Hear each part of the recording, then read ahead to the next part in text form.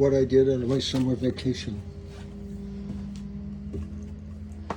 I followed a trail of screwdrivers.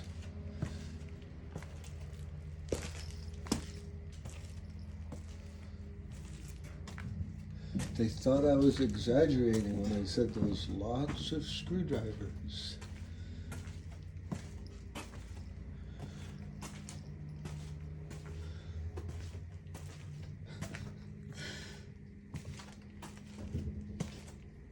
Don't think I was.